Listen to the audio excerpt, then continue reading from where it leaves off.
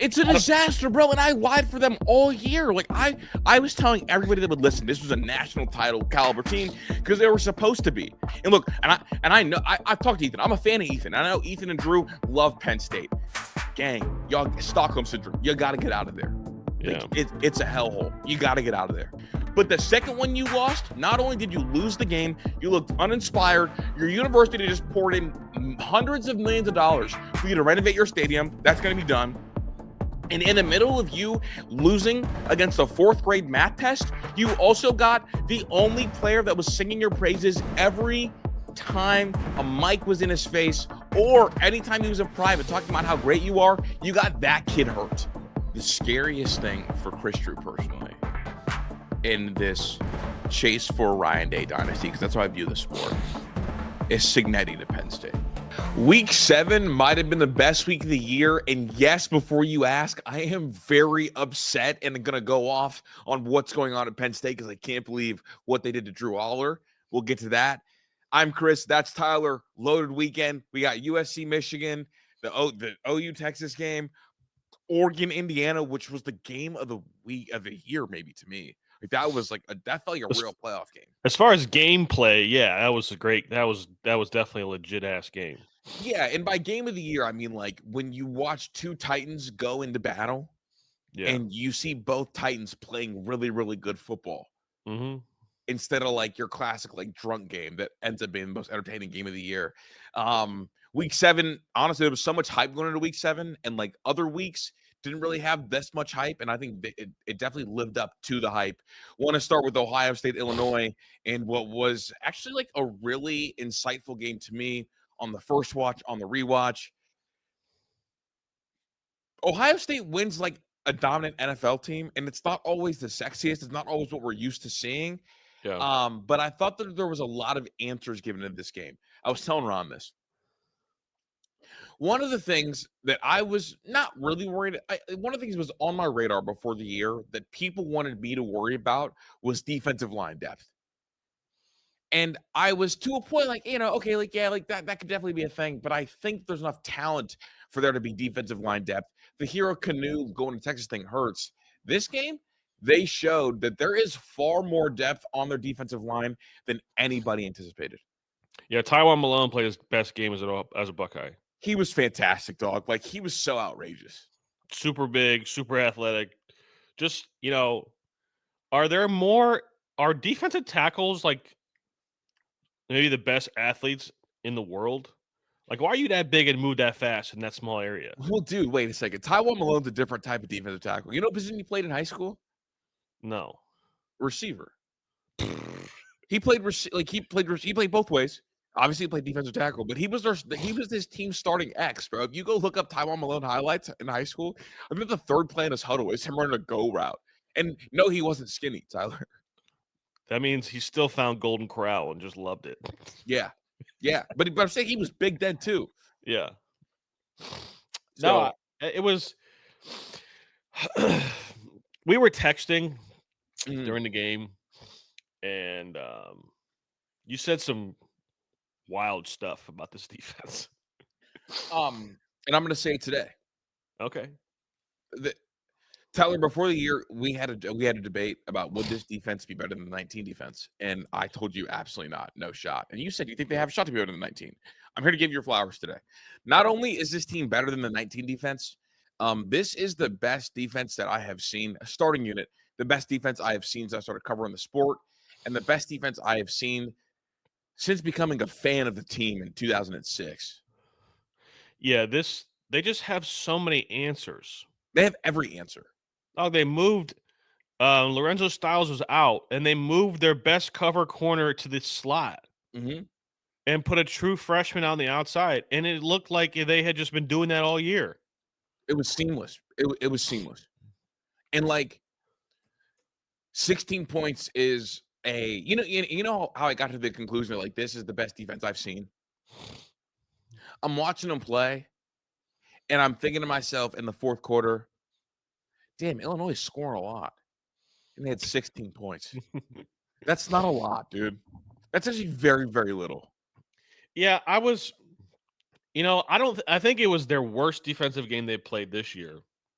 by far. Mm-hmm. They had 4 sacks, but it didn't feel like Altmaier was like under duress. Really? I felt like he was under duress whenever they tried to like actually drop him back. He had 4 sacks and fumbled a pick. No, I know, but like I didn't feel like we were getting there very often. Like I we mean, got there and we closed and we got the yeah. sack, but like there were stretches in that game where he had a lot of time to throw the football. There was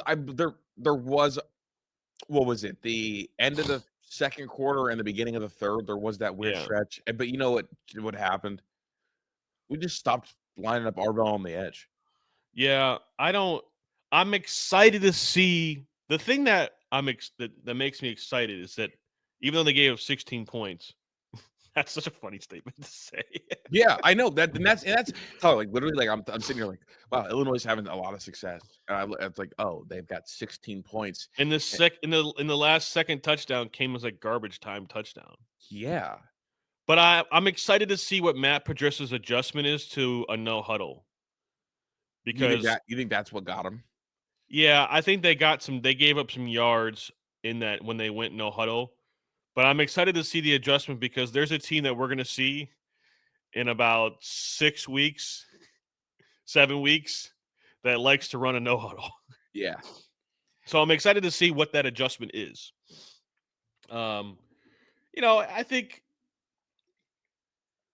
they're just really good, man. They just know what to do. They don't miss tackles.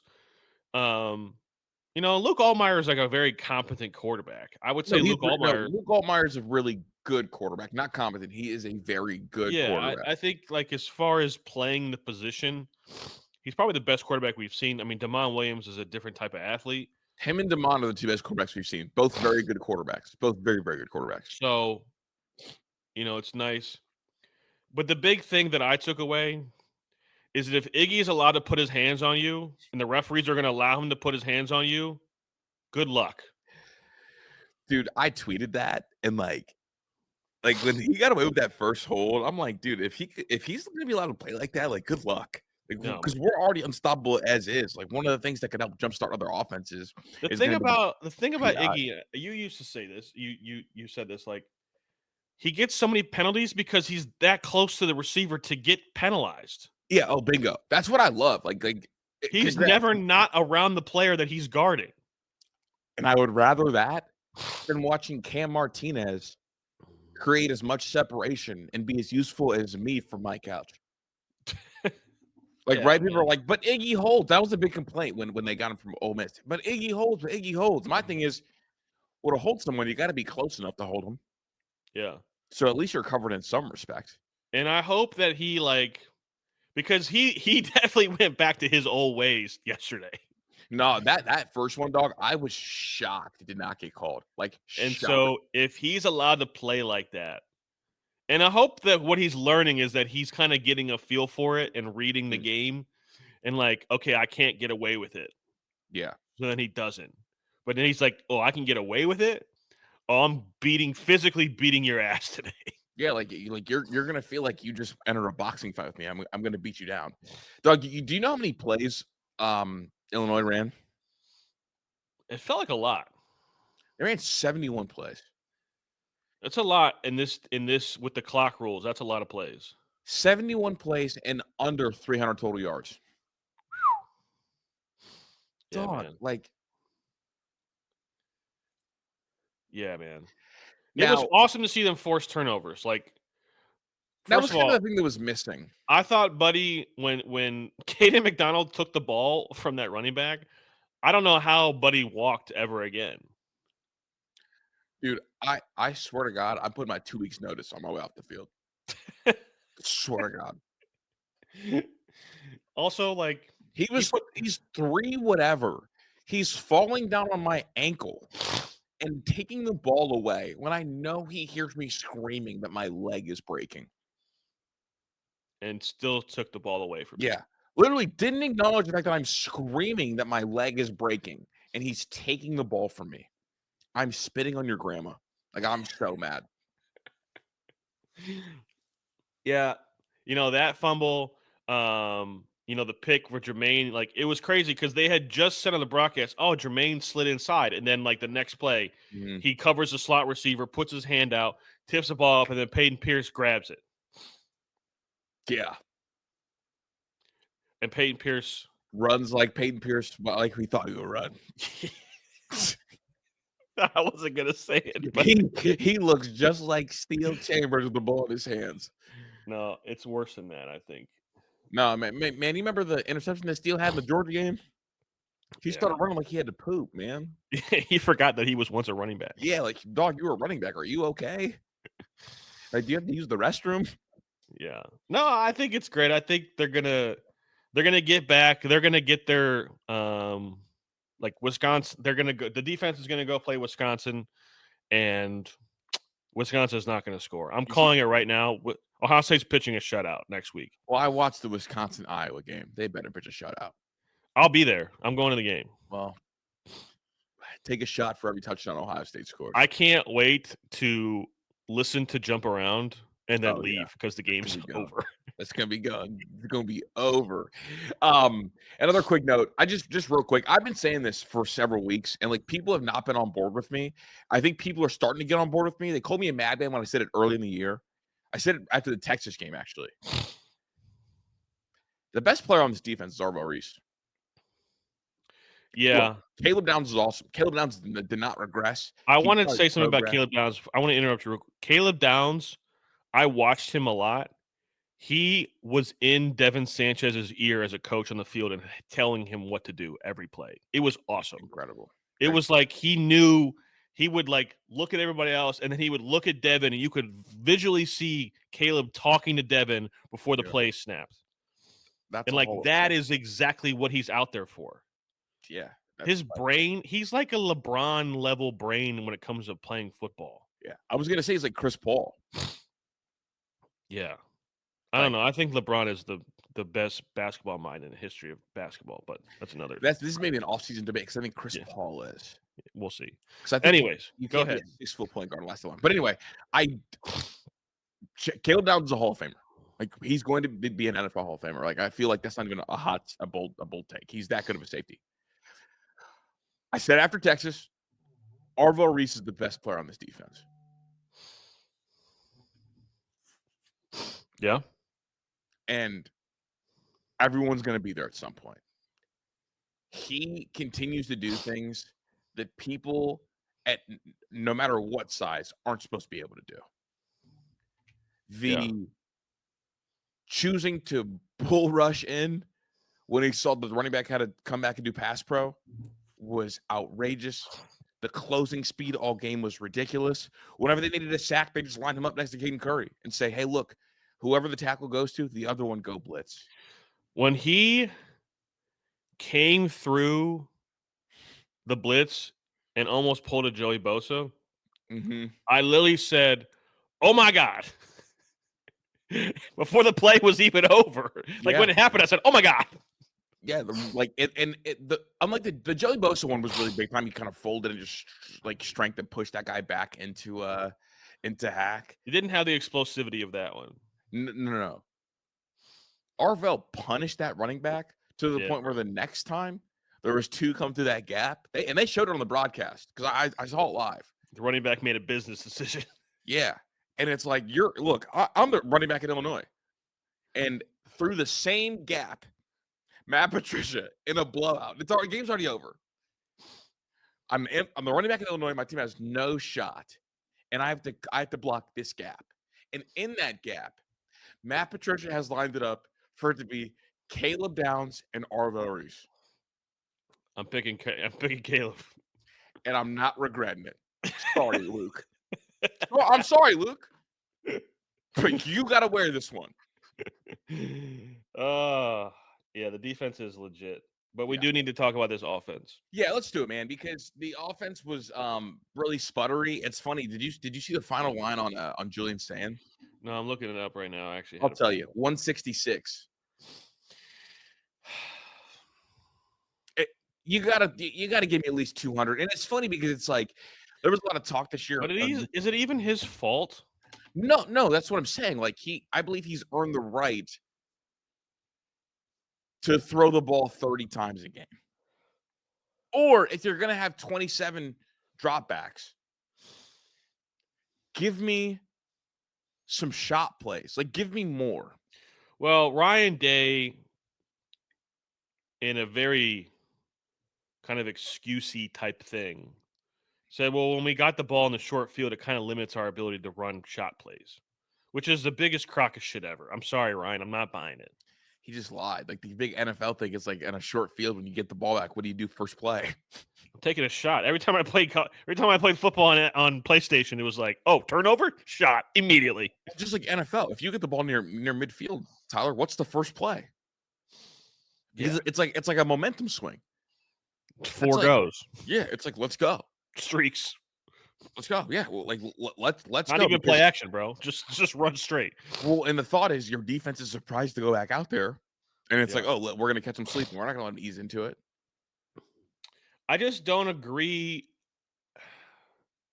I'm sorry, man. I'm sure the coverage. We haven't seen all 22. I'm sure the coverage dictated that they couldn't throw the ball vertically down the field. But like, if you're who I think you are as an offensive and more specifically a pass game guy, you need to be able to create ways to beat that. Well, and here we go. I'll go a step further. Say you can't find a way to beat that. That's fine. Why are we not creative enough to gash them in the run game? So that was my. I'm not. Listen, that was the point to make, because I'm not ready to criticize the play calling yet. I'm not there yet because I think they're doing this on purpose.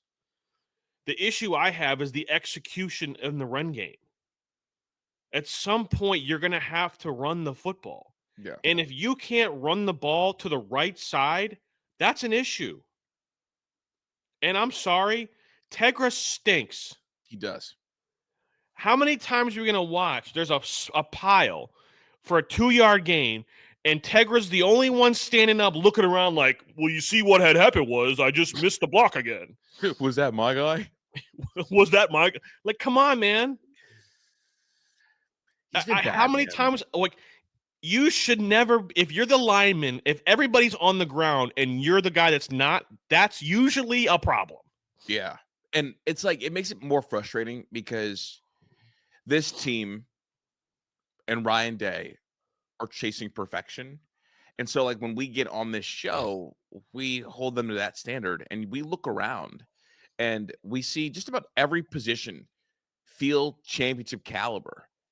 And there's like one guy. It's like the military meme with all the units, and then like, there's like one clown on the military. It's like the 3 dragons and like one smiley face.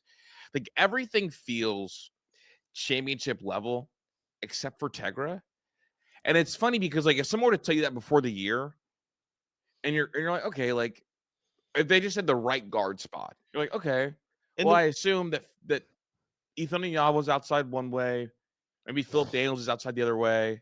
And it's like, no. Austin Cerevel's outside. He's really good. Philip Daniels is outside. He is fantastic. Even Onyema was not playing, and Tegra looks like he's the same Tegra we saw 2 years ago that I said, make him a defensive tackle because he's not doing a job.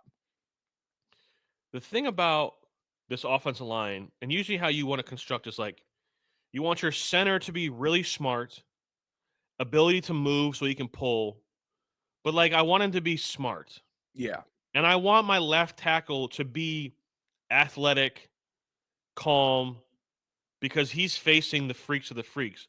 But the left guard, the right guard, and the right tackle, I need them to be nasty. Mm-hmm. I need them to be, grimy and wanting to kill somebody. And like Luke Montgomery talks his shit. Philip Daniels believes in equal lefts and rights. And then we got Tegra, who's just like, he just hasn't gotten over the fact that he doesn't get to just be super athletic anymore and big. Yeah. You got to have something to you, and he just doesn't. So, like, how long are we going to do this for? Because, in my opinion, I don't know how people feel about moving your center in the middle of the year, but, like, I'm moving Carson Hinsman to right guard and putting Josh Padilla in at center. Well, that would be hard. You wonder about things like that gets your best 5. That gets a better 5 out there. But think about what you like. The reason, and yes, it would be hard.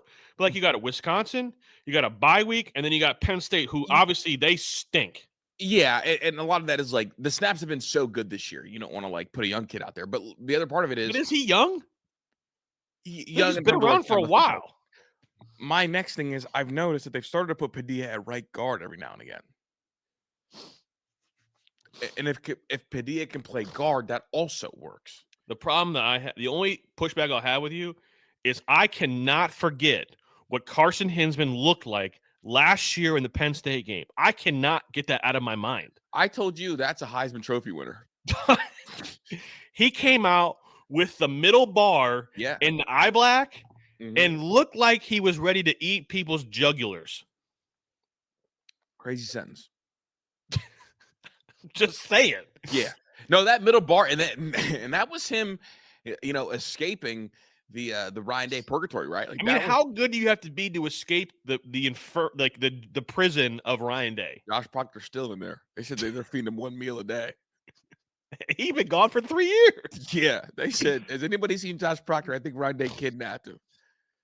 I don't know, man. I just like No, but here Padilla, wrestler in high school, really physical kid. He's 6'3", 6'4", 300 pounds, and he's from Ohio. Like, I'm okay. Listen, I'm a former coach. Like, I'm not gonna be mad at you for making a mistake if you're trying hard. like a high effort mistake, I'll take every day. If you miss, go find somebody else's head to knock off. Yeah. Like, okay, but don't just stand there being like, I don't even know what just happened. Yeah, no, it is definitely frustrating. Tyler, I want to go back to our Heisman talk just real briefly on this game. We don't really have an offensive superstar enough that's going to like garner enough Heisman votes other than Jeremiah Smith staying on his touchdown pace, right? Like our hope for Heisman is going to be Jeremiah Smith touchdowns because Julian Sayin is not going to have like the total yardage needed to go on a Heisman run when other quarterbacks are really starting to pour it on. I mean, we're now like, I think Julian Sayin is just too much of a point guard, man. Well, but yes, but also like point guards can get like volume stats, is what I'm saying. Yeah. If he's not going to get to be able to throw the ball enough and like, vertically down the field to have the yards, because like Ty Simpson is a point guard.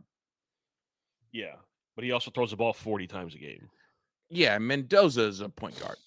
Yeah, I mean, again, it's the same thing. Jeremiah Smith, Carnell Tate, and Max Clare were your leading receivers.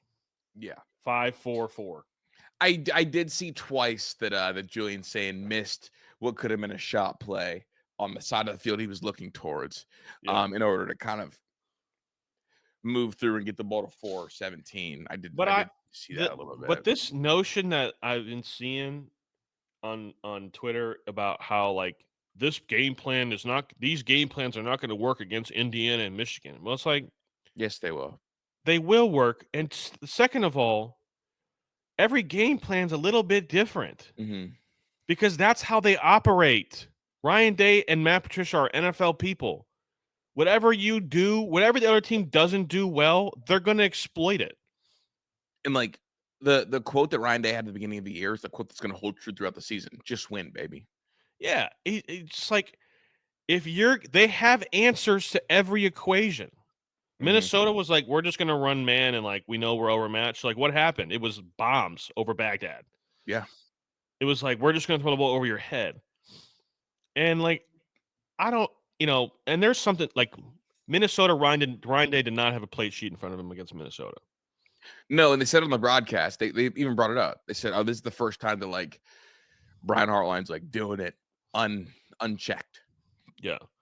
And I don't know if the run game is a sequencing issue, is an execution issue, I'm sure it's a plethora of things. I'm sure it's all the things. James Peoples is very disappointing. I just don't I don't see it. I don't see the burst. I don't see I don't see any power. I see nothing. Like those carries should just go to Bo. And I know what he's trying to do. He's trying to keep everybody fresh. I know. And Bo's banged up. Yeah, I know what he's trying to do. It's okay. Like we're just nitpicking at this point. Yeah, I just I would if I'm going to critique the play calling, here's what I would say. when they run to the tackle or outside the tackle, it's there. They get yards. The runs up the middle, though, it's not working. Yeah. So, like, You know, it's funny. maybe we balance it. Maybe there's a little bit more running to the tackle side, off the tackle. Something a little bit more of that to give them some more opportunities for some chunk plays. Maybe they just throw the ball early and allow the defense to soften up, and then they can run. I don't know. I mean, there's just ways to go about it. It's just funny because Trey, his thing, he would bounce everything early, and that was kind of an issue. And Yeah. then we had to like get in the habit of like making sure he stays on track. But nobody on this team bounces anything. And as a fan, like I wish sometimes they would if it's not Yeah. there, because I see like what USC's able to do in the run game. But neither here nor there. Closing thoughts on Ohio State, Illinois. They won. They covered 2 touchdowns. And Brett Bielema was trying to make sure that they didn't. Oh yeah, he was trying to go score. 100%. He was being annoying as hell with that. Yeah, those late substitutions. Yeah, bro. And I respect. I'm not gonna lie, bro. I respect the shit out of that. He's trying to play a little gamesmanship. I'm here for it. Man, Good they for him. completed 2 passes, and Arvell Reese and Sonny Styles got back on the field. Yeah, he was. I don't mind Fat Brett. I think he's a really good football coach, and he's going to do whatever it takes to win. And Yeah, so that Illinois team is good. They have a really good offensive line too. I'll give them. They're going to be a 10-2, 9-3 football team. They're going to be a good team. Yeah. You told me you want a style points. I told you it's not happening today. Yeah, when they got up 20-0, and Illinois was turning the ball over and looking like a bunch of looking like they didn't the moment was too big. I was like, oh come on, just one time pour it on for me. Before we turn the page, do you want to talk about the goal line stands and then what finally broke the I've already said it. This is the greatest. This 21 game stretch, 20 whatever it is, it's the greatest stretch of goal line defense in the history of football at any level. Yeah, it took a trick play to get in. It took an option out of the eye. It was a handoff to the fullback into an option. It was actually a sick play. I'm not gonna lie. Sick play, dude. I want that in the toolbox. That play is sick as hell. But somebody else is gonna try to run that play. Yeah, and then you're gonna end up. They're just good, and like the way they tackle was so awesome. It's getting to the point now where the offensive coordinators are 100% thinking about it. Mm-hmm. They're calling plays differently than they normally would. Yeah. Like if they're at the 15-yard line, expect to see some shots to the end zone because they're like, oh, we ain't gonna score if we get down there. That tackle that Sonny made was outrageous. That tackle that Tywone Malone made was outrageous. Yeah, bro. That was Tywone Malone beat his guy so bad that he accidentally created a hole and said, "Uh-oh," and then just reached back, grabbed bro, and brought him down. It was wild. I want to turn the page. Oregon, Indiana, my game of the week, my game of the year. I felt like the feeling I had watching this game was the feelings I used to have when I would watch like the old LSU Bama games or like the old like Bama Georgia games. Like it had the feeling of when the SEC was the best conference and watching 2 Titans from that conference play. That's how this game felt. Sig going out west, Mendoza, and I'd been trying to preach to you. You have listened to me. A lot of people haven't. Because it's brand bias, people don't see the talent that this IU team has. They are so talented. I don't think it's the player's fault. I think it's the logo on the helmet. No, that's what I'm saying. Like people like CNN, it's like, oh, but we're not sure how talented they are. Now they're not as talented as Oregon, but they are super talented. Kurt Signetti is a problem. Yeah, he's a problem. Dude. That team has the level of confidence that game just gave them. They're a problem. Yeah, for everybody. They're not afraid. He has a big time quarterback now. Not that Curtis Work was a good he was a good player, but he wasn't this. The throw that Mendoza made on their first drive, he threw a 25-yard deep comebacker from the opposite hash on a frozen rope. Mm-hmm. There's like maybe 3 quarterbacks in college football that can make that throw. And there's probably only 15 quarterbacks in the NFL that can make that throw. He's the real deal. They play they play above their potential a lot. They're always in the right position. They're always in the right spot. And they play faster because they know what they're doing. Not only is he like a great schemer, he's a great teacher, and like he has them believe. He just makes them believe that they can beat anybody. He does, and he also understands his roster limitations. This is the Kris and Tyler thing. The overall blue chip ratio is never going to favor Indiana.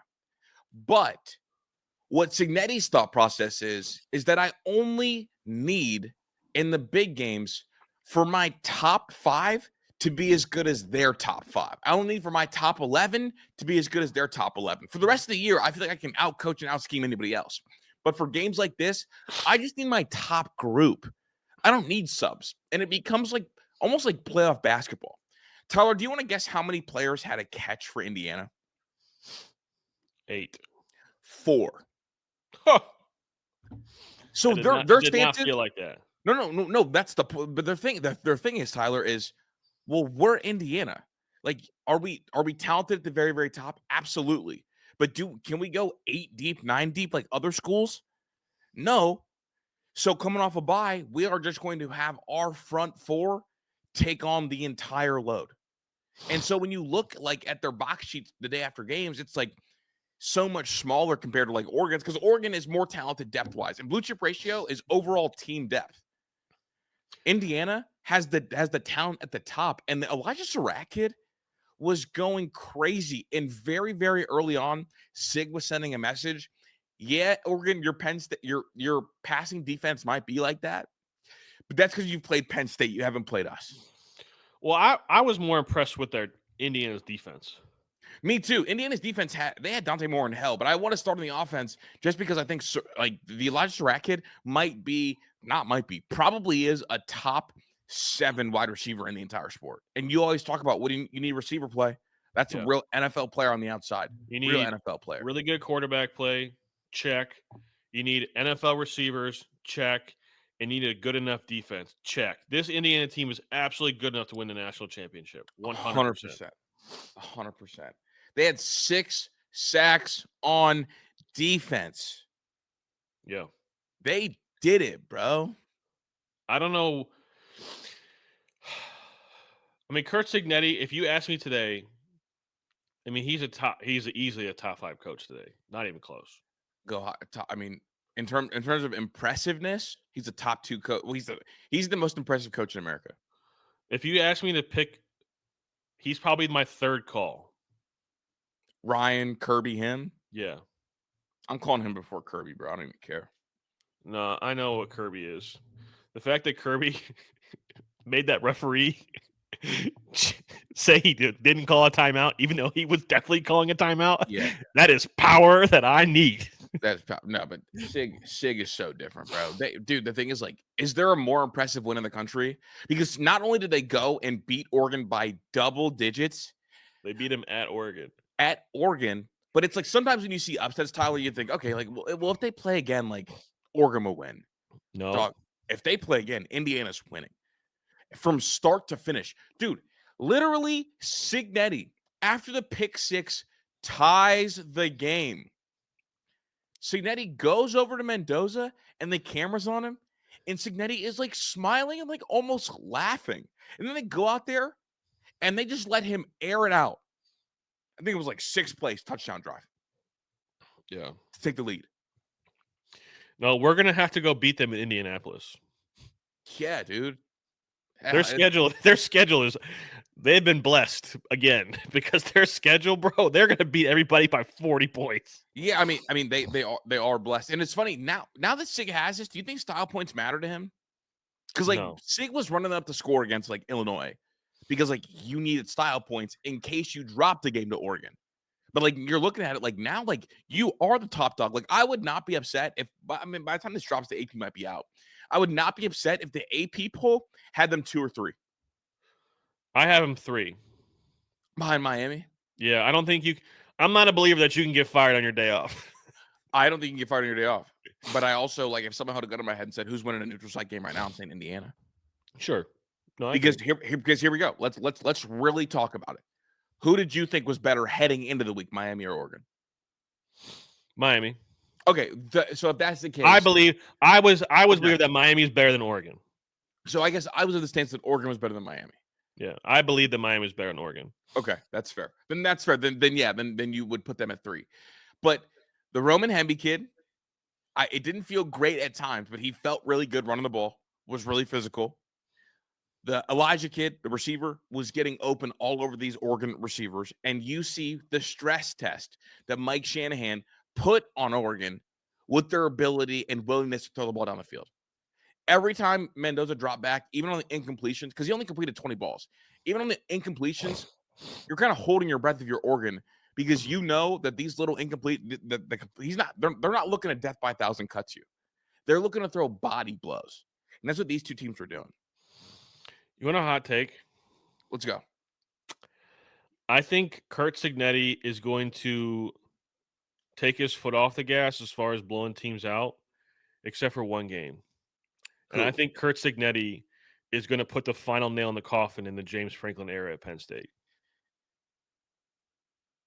I think he's going to want to beat James Franklin and Penn State so bad that they have no choice but to fire him. I think I said this to you off air. The scariest thing for Chris Drew personally in this chase for Ryan Day dynasty, because that's how I view the sport, is Cignetti to Penn State. Yeah, that would be a problem. That's the thing. That is the Urban Meyer to Nick Saban's Bama. That's what that is.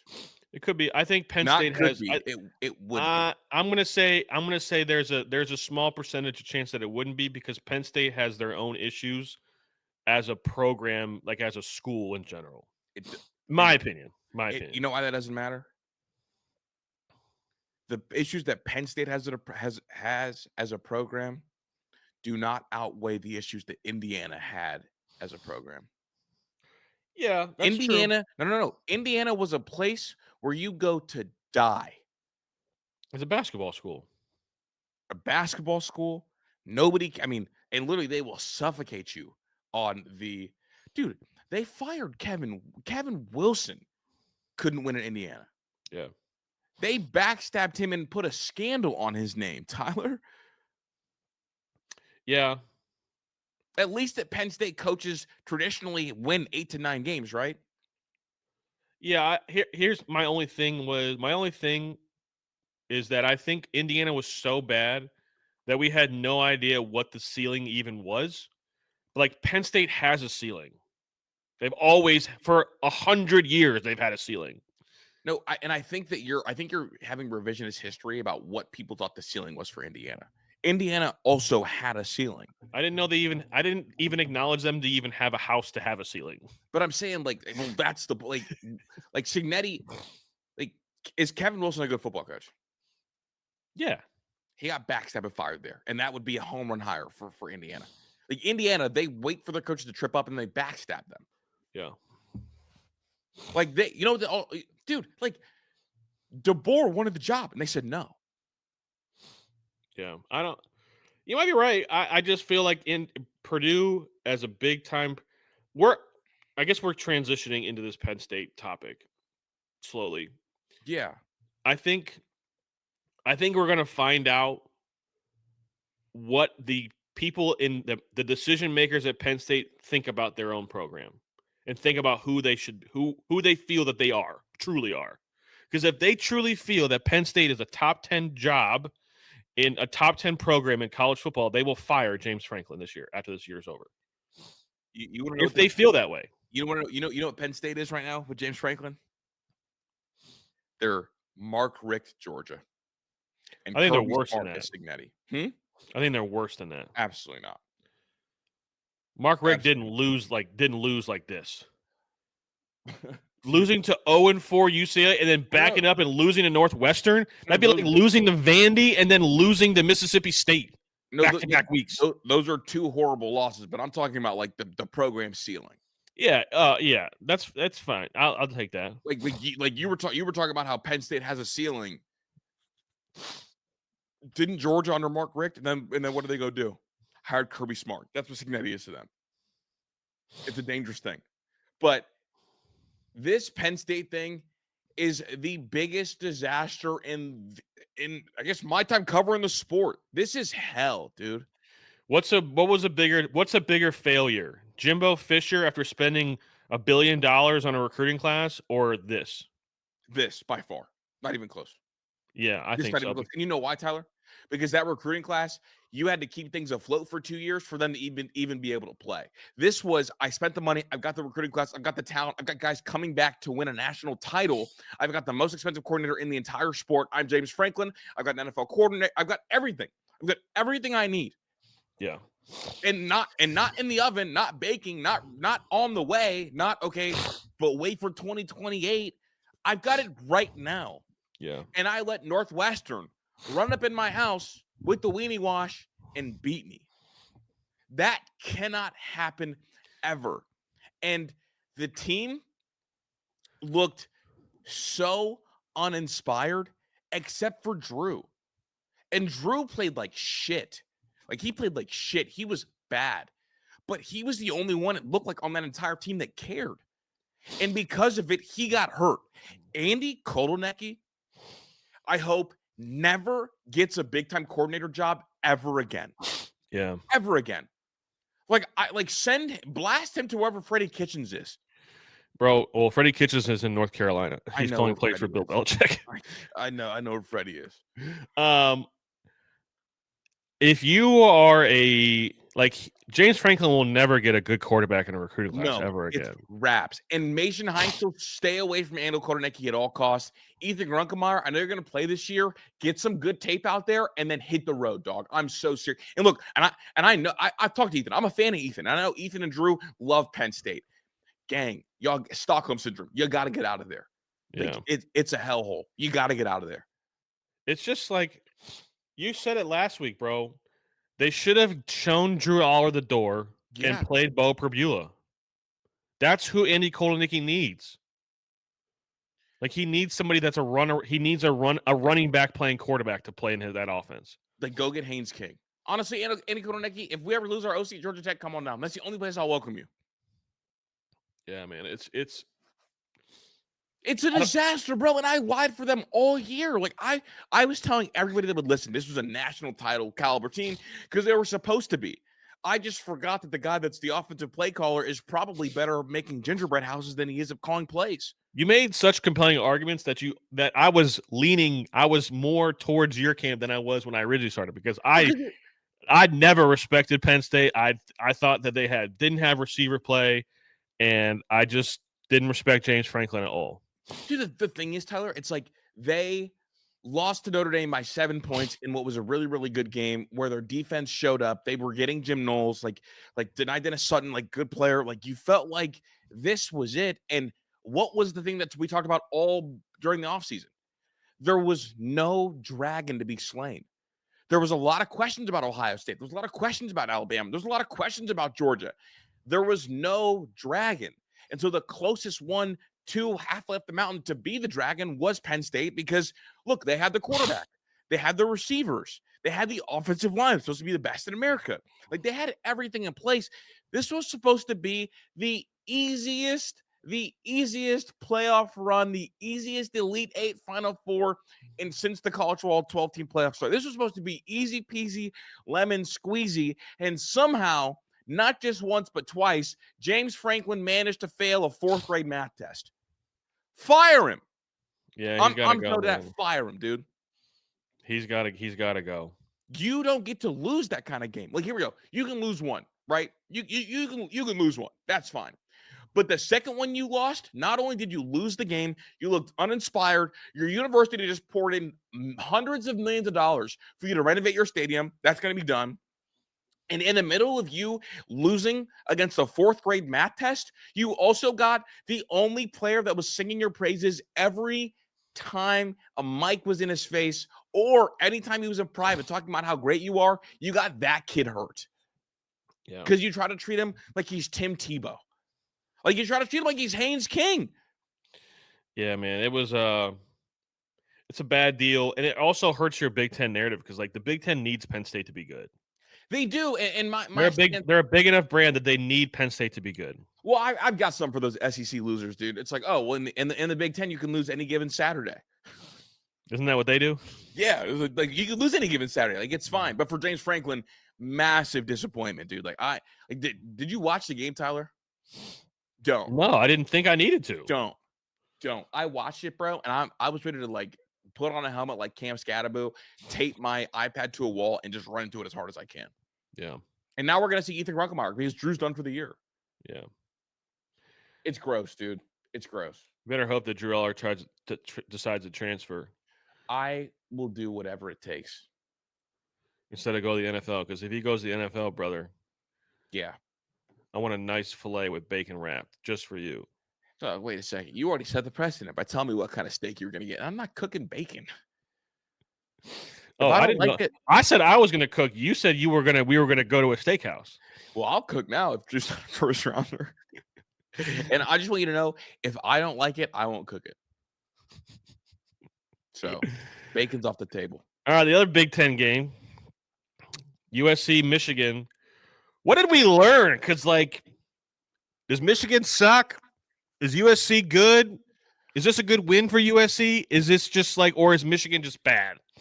We learned that when it comes to the top op of Ohio State, there was no one more studied and ready for battle than Chris Drew. That's what we learned. Yeah, you called the shit out of this one, brother.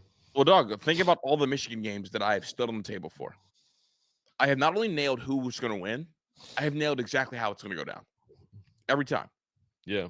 When it comes to understanding my ops, I'm the one. And I tell Tyler, I'm a D1 hater. I would have been a 5-star in the Hater Olympics. Because hating you, I hate you so much that I will learn everything about you. And this game went exactly like I thought it would go. Exactly like I thought it would go. This might be, though, Michigan's only loss before they go to Ohio State. Or just play Ohio State at home.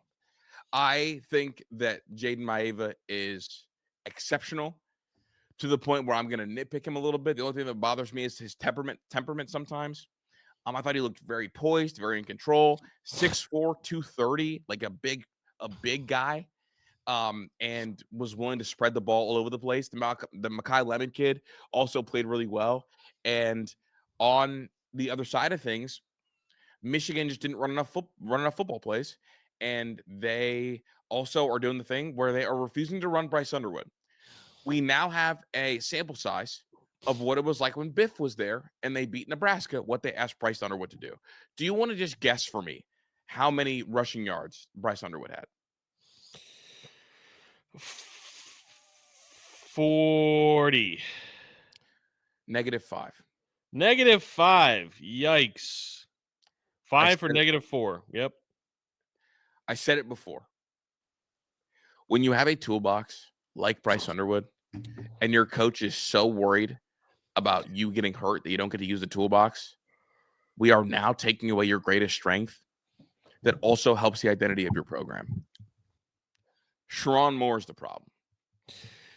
Sherrone Moore done forgot who he is and what got him here. Bingo. That's the problem. And my buddy was texting me, was like, Bryce Underwood's really good. And I asked him the question, I was like, if Bryce Underwood stays at Michigan at the end of his third year, is he going to be the same quarterback or will he be better than he is right now? I guess, like, I think he'll be better. I think he'll be closer to the same than he is than getting better. Okay. I think he'll get better just based on, I think he's a really special mind. But I do think the issue is going to be like that surrounding cast is not going to do enough to convince receivers to go play there. When has Michigan ever ran a bubble screen? That was my big thing a couple weeks ago. Like what are we doing, man? I don't think Michigan they built their whole brand on being a North and South football team. Yeah. And now you're out here because you got a nice shiny Ferrari. You want to run side to side because you think that you're faster. The problem is that everybody else around Bryce Underwood's still slow. Yeah. I mean, I mean, I will say, like, they didn't. I mean, they did run the ball this game more than they threw the ball. So I'll say, like, their identity kind of went one way, but it felt like in critical spots they wanted to string together throws instead of runs. Chris, the first 3 plays that Michigan ran were all passes. Yeah, which is not a good like tone setter. No. Just If you're gonna set the tone for how you want to play, that's not who you are. yeah, It's not. That's not how you play. it did feel like the run game did sort of wear down USC at some point, but then like they just couldn't string Also, together enough. how have teams beaten Lincoln Riley teams over the last decade? By running the football. Running down their throat. Yeah. And like, listen, when it comes to USC, I go beat Notre Dame and then I'll talk about you because like I still don't believe in Lincoln Riley. I'm sorry. I think Lincoln Riley at home is really unique. And it's funny because like with Michigan, they did the thing that sometimes like you can fall victim to is they ran the ball and then they refused to open it up in the fourth quarter, even though the score entering the fourth quarter was 21-7.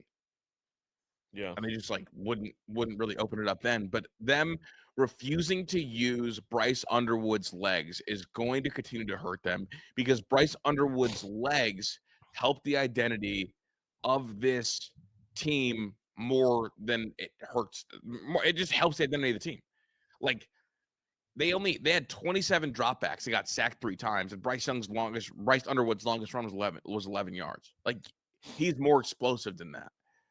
And like this was supposed to be a really creative run game, and it really hasn't been that.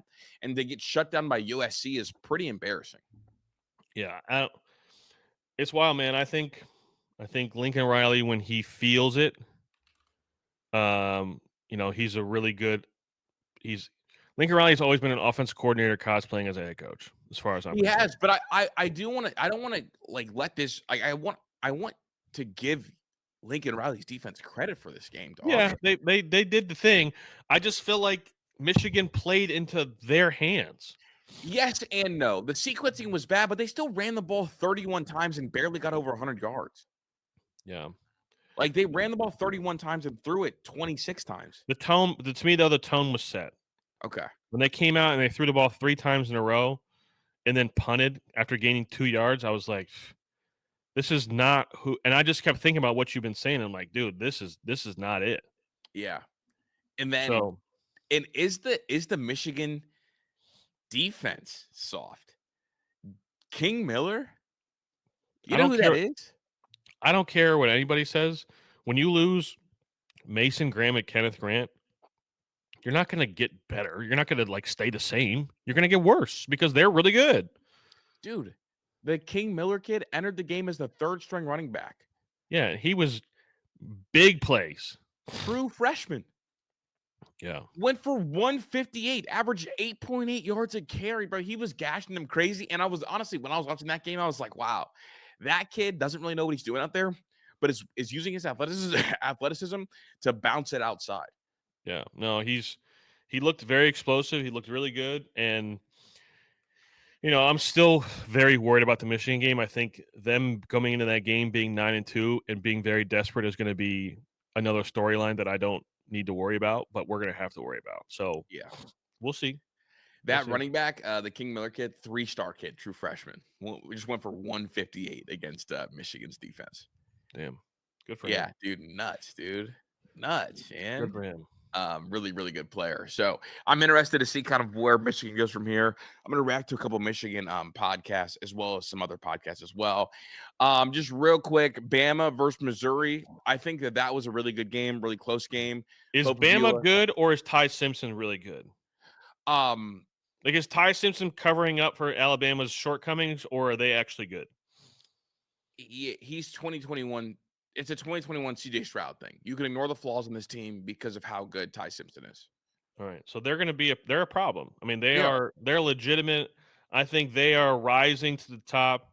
If you asked me the top 4 teams in the SEC, I would tell you that it's Texas A&M, Ole Miss, Alabama, and there's a toss-up between Tennessee and Georgia. I know Georgia beat Tennessee, but I think Georgia's. Dude, I think they're getting exposed more and more every single week. They looked horrible. And Horrible, I'm going to man. reaction on them. They looked horrible. And I know Auburn's a tough place to. I know Auburn. Like, there's some weird things there's always been some weird shit that happens at Auburn. Yeah, but still, like, come on, man. They were the beneficiary of some weird officiating too. Yeah. 20-10. I mean, and Auburn scored all 10 points in the first half, but yeah. The other big one was OU Texas. Yeah. I think OU made a mistake of playing John Mateer. Because now they don't have the excuse. Yeah. They burned the excuse card. Because if they had 3 losses and one of them was without John Mateer, I think that gets excused in a big way. But if they have 3 losses with John Mateer, even though he clearly was limited with the thumb, I think it's just harder to like kind of get there. It's like more mental gymnastics. So that was a mistake. And I called Texas winning that game. We both did. Yeah, we both did. How'd your picks do this week? I went 3-2. I lost the USC Michigan because I picked Michigan, and then I lost the no, maybe did I go 4-1? Oh no, I picked Oregon. I picked Oregon to cover. We both picked Oregon to cover. We both picked Oregon. So I had Ohio State covering. I had Texas covering. I had Bama covering. And Bama barely covered. Shout out to the 2.5 hook. And they won by 3. And they said Bo Prabila pulled a Drew Aller, bro. I was like, damn, y'all gotta chill on my guy. Yeah. So, end of the game interception. I moved to 19-12 on my picks this year. So we're doing some good stuff. Yeah, doing some really good stuff. Give me your top 5. In order. Ohio State 1, Indiana 2, Miami 3, Ole Miss 4. Well, shit. I don't know who's 5. Yes, you do. You're just not thinking of it. Who's 5? The other Texas team. Texas Tech? Texas A&M. Oh. Texas A&M is going to win the SEC, bro. Okay. Bro, how electric is it going to be when Texas A&M and Ole Miss are playing for the SEC title? That's going to be awesome. Yeah, and Texas A&M does the thing that Ohio State kind of does too. They like win in like dominant NFL fashion instead of like dominant fashion. They were also in a weird game against Auburn too. But yeah, no, Texas A&M and then maybe Texas Tech right after them. I have Ohio State, Miami, Indiana, Texas A&M, Ole Miss, and then Texas Tech is right there at 6. And then I might go Texas Tech to Georgia Tech. I mean, bro, I was trying to hype up Georgia Tech and you didn't. And you didn't let me, so I didn't put him in my top. I put him in the top 15, but I didn't put him in the top 10, brother, because they don't have defense, Tyler, and their offense. I know, but like I wanted to hype him up, but you didn't let me. So damn, because I don't want to heartbreak. What do they say? Oh, under promise, over deliver. I tweeted out my top 15. I had Texas Tech. Go follow the Twitter page. I'm going to put it in the description of the episode. Yeah, I had Ohio State, Miami, Indiana, Texas A&M, Ole Miss, Texas Tech, Alabama, Georgia, Oregon, Tennessee, Oklahoma, Georgia Tech, LSU, Notre Dame, and USC. And I battled between putting BYU at 15 or USC, but I just don't think BYU is going to be there in the end. But that shouldn't be. My rankings are like they're like a hybrid between rankings and ratings. The good old rankings and ratings. Yeah. So, I think the AP poll is out. No, it's that AP doesn't come out till probably this afternoon. Yeah, early so afternoon will be out. But we're about to wrap it up. I'm Kris. That's Tyler. Make sure you like, sub, follow the socials. I'm gonna start putting them in the description just because Tyler does a great job on the socials, and we're excited to grow them more and more. But you guys have been awesome, and then be on the lookout. Hit the bell. We're gonna have a couple reaction videos from me coming today. I'm gonna react to how Michigan fans are taking the second loss is the most important one. Need to find a good Oregon podcast. And then those are the 2 main ones that I'll do. Yeah, well, Tuesday we'll have our, Cleveland focus show. Yeah. And then since I'm going to the Ohio State game in Wisconsin, we'll probably do a little bit different recording schedule, but we'll figure it out. So be on the lookout. We'll have our normal. We'll always put out our 3 shows a week. We'll find a way. Honestly, like if you hit the bell, like you'll see when the episodes drop. It's super simple. I'm Kris. That's Tyler. Peace.